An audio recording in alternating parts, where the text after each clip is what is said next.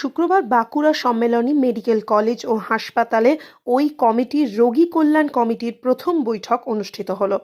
এদিন এই বৈঠকে মূলত হাসপাতালের পরিকাঠামো উন্নয়নের বিষয়ে আলোচনা হয়েছে বলে জানা গেছে।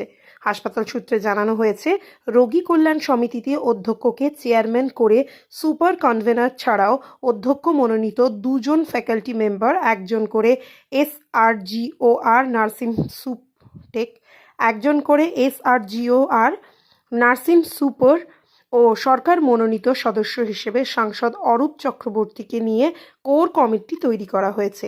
এছাড়াও বিভিন্ন সময় প্রয়োজন অনুসারে আমন্ত্রিত সদস্য যোগ দেবেন। নিয়ে আলোচনা হচ্ছিল। পেশেন্টের সংখ্যা বাড়ছে, সিট বাড়াতে হবে, স্টাফ কম আছে, সেগুলো করতে হবে। ডাক্তারদের সংখ্যাও একটু বাড়লে ভালো হয়, কারণ অনেক নতুন পদ্ধতিতে নতুন নতুন চিকিৎসাগুলো শুরু হয়েছে। যেমন তোমার হেড ইঞ্জুরি থেকে আরম্ভ করে মহিলাদের তোমার থেকে শুরু করে এই হাড়ের রোগ যেগুলো হাঁটু ফাটু এগুলো আছে। কিছু কিছু ইকুইপমেন্ট আমাদের দরকার, গভর্নমেন্ট কিছু দিচ্ছে, আর আমরা কিছু প্রাইভেট থেকে যদি পাই সেটা চেষ্টা করছি। এবং আমরা একটা নতুন জিনিস দেখতে চাইছি, জয়েন্ট ভেঞ্চারে যদি আরেকটা মেডিকেল কলেজকে সাপোর্ট দেওয়ার জন্য কিছু ইকুইপমেন্ট, কিছু মেশিনারিজ পাই, সেটা নিয়ে আমি বললাম প্রিন্সিপালকে একটু কথা বলতে হায়ার লেভেলের সঙ্গে। আমাদের রোগী কল্যাণ সমিতি যেটা নতুন ভাবে হয়েছে, রোগী কল্যাণ সমিতি RKS বলা হয়, সেখানে principal of the medical college, chairman, MSVP medical superintendent cum vice principal, convener, দুজন ফ্যাকাল্টি মেম্বার, তারা নমিনেটেড বাই প্রিন্সিপাল। সেটা আমাদের মধ্যে যা চিন্তা করা হয়েছে, আমাদের ডিন অফ স্টুডেন্টস অ্যাফেয়ার্স এবং সার্জিক্যাল সাইডের অর্থোপেডিক্সের head doctor Ranadeb Banerjee sir, আর মেডিসিনের হেড আমাদের ডক্টর সামল কুন্ডু স্যার। এবং বিল্ডিং হিসাবে যদি ধরি, সেই হিসাবে সামল কুন্ডু স্যার এখন মেডিসিন সাইডটাতে রয়েছেন, আর সার্জিক্যাল বিল্ডিংটাতে উনি রয়েছেন। এবারে একজন SR এবং একজন JR।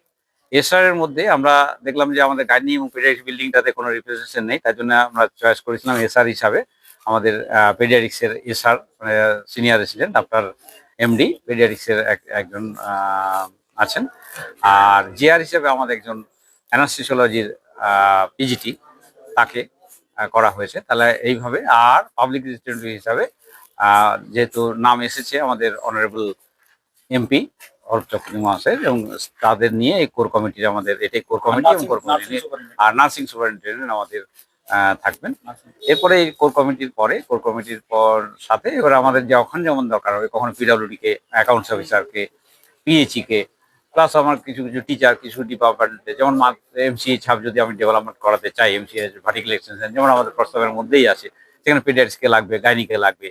যদি আমার মেডিসিন মেন বিল্ডিংটা, যেমন আমাদের কনস্ট্রাকশনের কথা হচ্ছে নতুনভাবে, কারণ ওটা অনেক পুরানো বিল্ডিং, সেখানে আমার মেডিসিনকে লাগবে, সাথে আবার ওখানে রেডিওলজি আছে, রেডিওলজি কে লাগবে, সার্জারি লাগবে, আমাদের ট্রমা কেয়ার ইউনিটটা হচ্ছে, এরকম করে আর কি। যখন ইনভাইটিং মেম্বার যখন যখন যেমন দরকার, সেভাবে তাদের ডাকা হবে। এটাই প্রথম মিটিং হলো RKS এর। পরে আমরা আবার সুবিধা মতো যত তাড়াতাড়ি সম্ভব আবার আমরা যেমন যেমন দরকার হবে আমরা মিটিং করবো। আছেন চেয়ারম্যান হচ্ছেন আমাদের প্রিন্সিপাল স্যার, আমি আছি কনভেনার MSVP, আর আমাদের দুজন স্যার আছেন আমাদের মেডিসিনের স্যার, মেডিসিনের HOD, আর আমাদের আজকে উনি নেই, অর্থোপেডিক্সের HOD স্যার, বা উনি ডিন আমাদের। ওনারা দুজন হচ্ছে ফ্যাকাল্টি মেম্বার। আর এছাড়াও আমাদের দুটি স্টুডেন্ট আছে, একজন JR জুনিয়র রেসিডেন্ট মানে আমরা PGT-দের বলি, সে first year, second year, third year, যে কোনো ইয়ারের হতে পারে। আর হচ্ছে SR থাকবে, একজন সিনিয়র রেসিডেন্ট থাকবে। এটা হলো। আর আমাদের নার্সিং NS। এরপরে যে একটু আমাদের ফরমেশন ইনভাইটিভ মেম্বার যেগুলো আছে, সেগুলো আমরা আজকে স্যার কিছু আমাদের প্রপোজাল দিয়ে গেছেন আমাদের, যদি আর গভর্নমেন্ট নমিনি আছেন, গভর্নমেন্ট নমিনি বলতে আমাদের MP সাহেব আছেন, গভর্নমেন্ট নমিনি হিসেবে হ্যাঁ